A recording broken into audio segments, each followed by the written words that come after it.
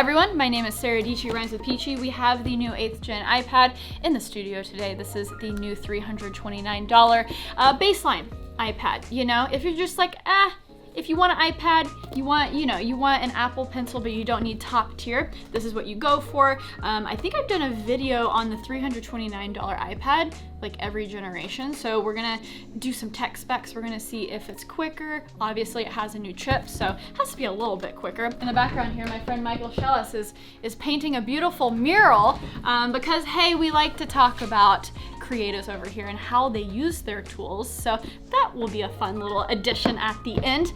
Longest run-on sentence I think I've ever said. Thank you so much, Logitech, for sponsoring this video because they just released their new MX Anywhere 3. This is a mouse that I know and love, so it's cool to see the next gen of it. I have Logitech mouses or mice everywhere in the office and at my apartment, so I'm a big fan. Okay, let's get into it, but I'm gonna close this because we don't want to disturb Michael. I know this probably isn't going to be the most exciting iPad right now, but it is the cheapest. So this is $329. It's the basic iPad design. We have the, bigger bezels, and we still have a Touch ID. So not a lot has actually changed from previous versions. In the box, you're going to get a 20-watt charger though, which is good. It's very good, thank you. This is a Usbc to Lightning. So this is an example of the 6th gen normal iPad $329 price point. They did a huge upgrade last year with the 7th gen where we got a bigger display. The 7th gen also got the smart connector for a smart keyboard hookup and also Apple Pencil support. So when it comes to the 8th gen, after that big upgrade from the 6th gen to the 7th gen last year, this hasn't changed a ton. In here you have the new A12 Bionic chip compared to the previous one that had the A10 Fusion. So again, with this being, the lowest tier iPad, you're still getting the new iPad OS 14 update and a lot of the great features that iPad users love with, the new scribble feature in Notes, which we're gonna demo. Apple Pencil 1 is $99 and you still connect it by the lightning port at the bottom of your iPad. That's just like, it's so silly looking. But you charge it this way. So hey, your pencil needs a little charge, you can just plug it in. This and the Magic Mouse, I don't get it. It's like the most un-Apple design I feel like they have ever done. But nonetheless, still a thing. That's okay, everything's fine. Use Apple Pencil to handwrite in any text area to convert it into type. Okay. Hello, world. Hey, I have pretty bad handwriting, so good job. I will say it's a little bit of a bummer that the first storage option for this is 32 gigabytes. 32 gigabytes, like, what were you even gonna do with that? I understand everything is in the cloud nowadays, which is fine. I completely understand, but it's almost like I feel like you need at least 64 gigs to just install apps onto your iPad. So it's gonna cost you $100 more to $429 to upgrade it to 128 gigs. And at that point, well, hey, if you don't have an Apple Pencil yet, that adds $99. And hey, you want the smart keyboard, that adds $159.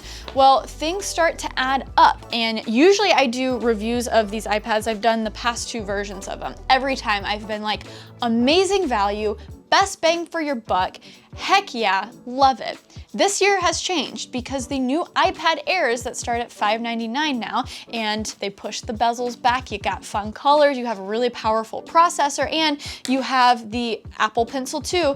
Now that kind of changes everything, and we'll get to that soon. But a few more things about this. The cameras have stayed the same, 8 megapixel front and rear camera, 720 for the selfie cam video, conferencing, FaceTime, zooming. Now I will say, even though it's a 720 cam, it still beats a lot of laptop cameras. I do not understand what laptops are doing. I feel like some companies are like understanding this new world we live in and are trying to make the webcam a bigger deal, but at the end of the day, you're probably better off just using your phone.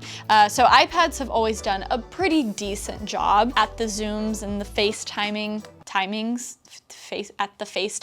Okay, so this is the OG smart keyboard here. I'm reminded how old this design is. Like, do I even remember how to I feel like this was the case for the original iPad Pros in like 2016 or something. Wait, why do I like the Smart Folio better than my Smart iPad Pro keyboard? This is just a harder press.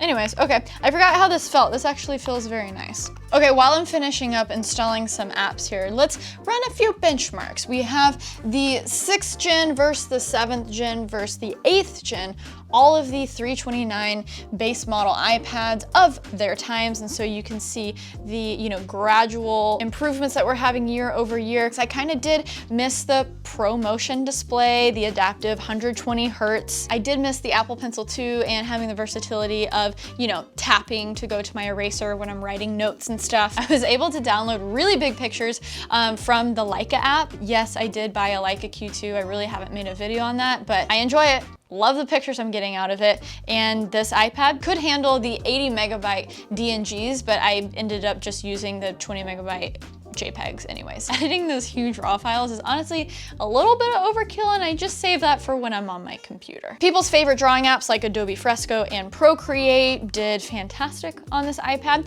The only time I had an issue is when I was drawing and also screen recording at the same time, but that was like 1 out of 4 times that I was doing it, and it handled it well every other time. All in all, this iPad can handle a lot for writing notes for you students, and now that I'm used to this, I do notice a little bit of that latency. Yeah, it's actually much more dramatic now that I use the iPad Pro with the ProMotion display and the Apple Pencil 2 more. But notes, entertainment, casual Safari scrolling, and multitasking with apps, this has it. Again, I'm a little disappointed that it starts at the 32 gigabyte storage. Like, what? Sorry, it's the last time I'll mention it, I promise. So I definitely wanna get into all of the different iPad lineups that you can purchase now. Are you confused? I think people are a little confused, and I wanna clear some things up. But before we get into that, can I just take a moment to thank Logitech? Thank you so much for sponsoring this video, because this is one of my favorite mouses. This is the previous MX Anywhere 2 that I bring everywhere when I'm on the go, and guess what? It got a facelift. This is the MX Anywhere 3. Oh, it looks so pretty. So this is their compact mouse. It is good to just take anywhere, but also it's a little bit smaller. For you with smaller hands, it's a really comfortable fit. Comes in 3 different colors. It's compatible with Mac OS, Windows, iPad OS, and I think, ooh, wait. Oh, the sides feel so good. It's like a cool rubber feel. I like that. Oh yes. Oh yes, this is nice. This is nice. This is a clean setup right here. Look at that. Ooh. But yeah, it's perfect to pair with the iPad, and now with, the recent iPad OS updates, it has official mouse support, which is just so fun because it really elevates this, just a tablet, to, hey, this is a computer now. What's a computer? We're gonna turn it on. I'm gonna show you how easy of a setup it is.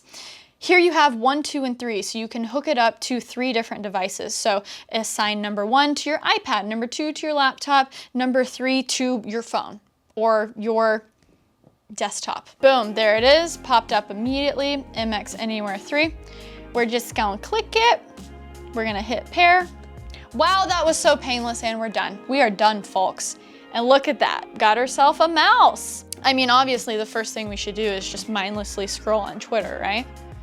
How are you guys doing, by the way, with like the internet and like life and things? Apologies, last week I just didn't post a video. I feel like you're probably gonna be sick and tired of me saying, oh, life, 2020, hashtag 2020, but for real, some hashtag 2020 went down. Okay, so I love this mouse so much. So it's the compact design, can virtually track on any surface. This is a slippery whiteboard surface, and it is doing swimmingly, I might add. It has the buttons on the side for going back and forward on web pages. I have a whole video on how you can use your mouse with an iPad efficiently that I will link below, but it's basically just like using your, just like you would use your finger to navigate, and it really makes it makes it like a computer. It's a lot of fun. All of these buttons, the side buttons and also this one, are assignable in the Logitech app, so you can do a lot of cool things with it. And on top of all of that, it also has flow support where you can flow your mouse in between two different devices. So I actually showed off this feature when I combined a MacBook and a Windows PC and had them working together on the same display. That was such a fun video to make, but that was the tech that I used for that. So obviously a big fan of these guys. Check out my link in the description below. This mouse just came out. It feels really great. And thank you Logitech for sponsoring this video. Now I kind of just want to like hang out on my iPad. Hold on. I'm just gonna scroll on Twitter for like hours. So before we check in on Michael and the mural behind me, I'm very excited to see it. I think it's time to talk about the entire iPad lineup and figure out where you fall. So for a few years there, the 6th gen, the 7th gen, $329 iPad, $299 for the educational discount was my kind of favorite. The value was crazy. John, who is, you know, an artist now, he's always in Procreate, always doing his thing. He started on those iPads and was literally like building a new artistic career with a $300 iPad. So I was insanely impressed, and you can watch those previous videos. Why this has changed is enter the iPad Air. There's a new iPad in town and it looks fantastic. This new Air, yes, of course, starts at $599, which is much more expensive, but you're getting more of a modern design. But it's essentially the same exact form factor as the iPad Pro 11-inch. The bezels are a little bit, just a little bit chunkier, so it's a 10.9-inch display instead of 11. But it's, you know, that really great form factor with the flat edges of the iPad Pro that I think we've all learned to really love. And it just got fun. You have 5 colors to choose from now: space gray, silver, rose gold, green, and sky blue. They also released a lot of new fun colors for the Smart Folio cases, but what's cool about the iPad Air, not only is it compatible with the Apple Pencil 2, but it's also compatible with the new Magic Keyboard, which, you know, allows your iPad to float, and it's more of a laptop experience when it comes to typing. That Magic Keyboard is essentially like typing on a MacBook instead of these shallower keys. Of course, it has a steeper price tag, but when you're investing in an iPad Air, you're getting the modern accessories, the modern look with the bezels, and so that means you have probably a longer amount of time you can wait until your next upgrade. The new iPad Air doesn't have Face ID, but it has a new kind of Touch ID on the power button. And hey now, I kind of buried the lead. The new Air also has the brand new A14 Bionic chip, which is Apple's new 5nm process for their chips, where they fit 11.8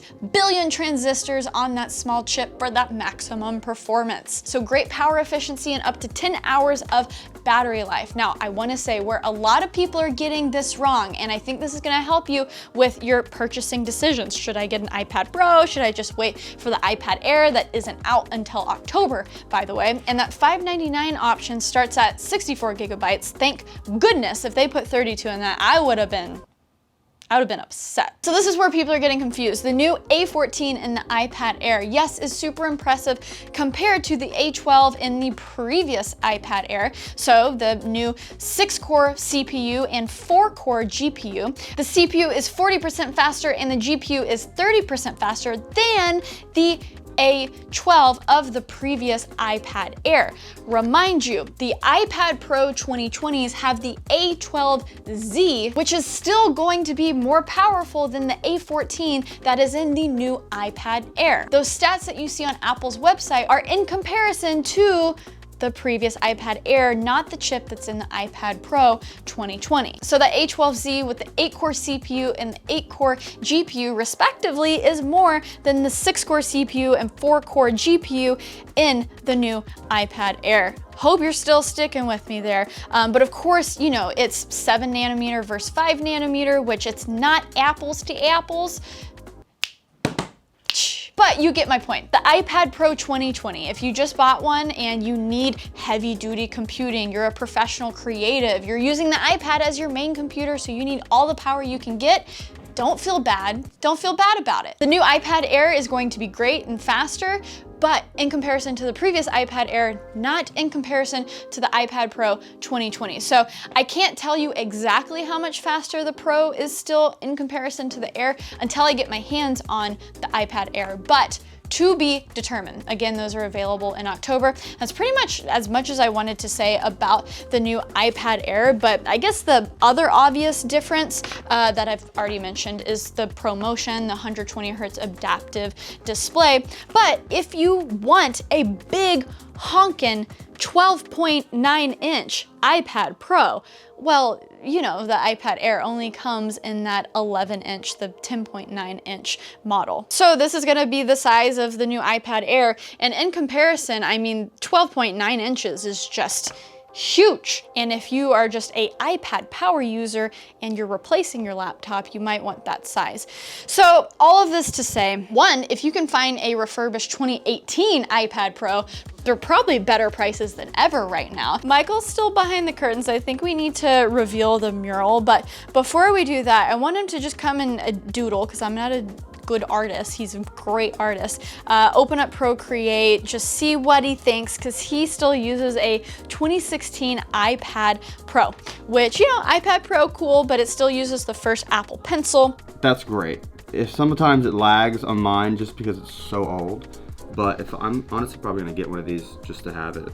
So even though my opinion right now is, hey, if you're considering buying this, maybe you just wait a month to see the new iPad Air, see how the reviews are and how people like it. But Michael is probably a good example of someone where this just makes sense, because he's not gonna have to spend the extra money of when you add the smart keyboard, an Apple Pencil, and you bump it up to the 128 gig spec, it comes out to $687. And at that point, you might as well check out the Air. But Michael's someone who already owns the first Apple Pencil, so it's compatible with this. He doesn't need a keyboard, and the chip that is in this $329 iPad is so advanced compared to what's in his previous iPad from 2016. So as someone who just uses Procreate and only Procreate, he's probably a good example of someone who could literally just get the 32 gig 329 version and be off to the races. Point is, you have options, and I'm really satisfied with these iPad updates, and it makes me even excited to see what is in store for the next version of the iPad Pros. So let me know what you guys think about these new iPads, but I'm gonna let Michael continue. So it goes from Procreate, sketching on the iPad, and then the process moves over to his MacBook, where he then projects things onto the wall. So Photoshop is my way of breaking down an image into a dark, a light, a medium. Well, let me show you. It's much easier to show you. So this is my original image, right? I take it and I throw it into Threshold, and then here I can see that's like all my blacks. So that's like the blackest of black. And it's a teetering scale, obviously, but I like to do one layer. It's just my importance black. So you can see the profile of the cars, the windows, and barely the clock. So I'll do that, make another one like that. And what it looks like is you zoom all the way in, and it's just a bunch of mumble jumble. We zoom out, and the detail becomes pretty detailed. My darkest gray, but not my black, I'm gonna turn that into like a very lime green. So I can see that lime green on the projector on the wall, and I know lime green is dark gray. Time for the big Michael Shellis mural, beautiful reveal. And with that, I feel like my office is kind of like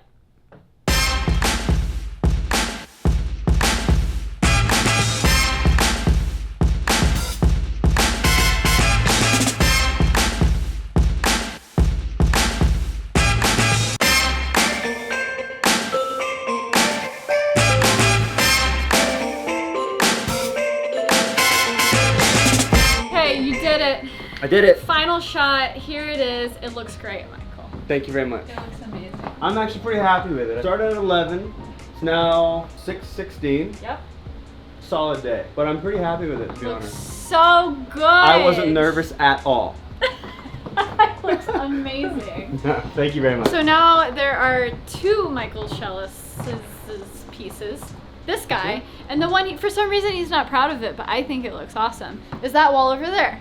I just think it's, I like it, but I'd like it better on like a on like a brick wall outside. Yeah. What is your push? Instagram, YouTube? Oh man, okay, I'm new to YouTube, so go to my YouTube, Michael Shellis, Shellis, and then go follow me at Michael Shellis Creations to see all of this stuff day to day, behind the scenes as I'm kind of working on 10,000 things at once. Yeah, So. looks awesome. So we talked about a lot of things in this video. Check out the links in the description below. Wait, can I say it? Don't forget to like and subscribe and smash that like button. Wow, you're a YouTuber. I'm a YouTuber. I'm so impressed. Yeah. So make sure to do all those things. Check out the links. Until next time, guys, stay peachy. Okay, bye.